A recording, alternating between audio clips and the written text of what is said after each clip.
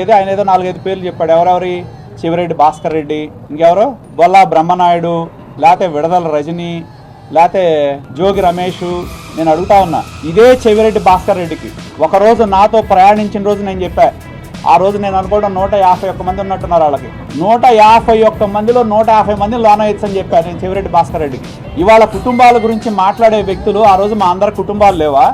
అచ్చెన్నాయుడు కుటుంబం లేదా? ధూళిపాల నరేంద్ర కుటుంబం లేదా? లేకపోతే కొల్లు రవీంద్ర కుటుంబం లేదా? ఎవరికి లేదు? బ్రహ్మనాయుడు ఏం మాట్లాడాడు ఆ రోజుల్లో? మా కుటుంబాల గురించి ఏం మాట్లాడాడు? ఏం దిగజారి వ్యాఖ్యలు చేయలేదా? ఆ రోజు అధికారం ఉందన్న అహంకారంతో అటవిక రాజ్యాన్ని ఆళ్ళు నడిపి ఇవాళ ఏమన్నా మేము జగన్మోహన్ రెడ్డి ఇంటికి తాళ్ళు కట్టామా? మేము ఏదైనా చేయాలంటే మా ఇంటికి రోజు వచ్చి పోలీసులు కాపలా కూర్చునేవాళ్ళు ఇవాళ ఉన్నారా? స్వేచ్ఛగా తిరుగుతున్నారు కదా రోడ్ల మీద, ఇంకా వీరంగా వేస్తూనే ఉన్నారు కదా రోడ్ల మీద. జగన్మోహన్ రెడ్డి ఇంకో మాట ఏం చెప్తున్నాడు? అంబటి రాంబాబు అంటే క్షమాపణ చెప్పాడంట. ఎక్కడ చెప్పాడండి? ఎవరికి చెప్పాడు? నేను అనకూడదు అంటూనే లోకేష్ గారిని నానా బూతులు తిట్టాడు.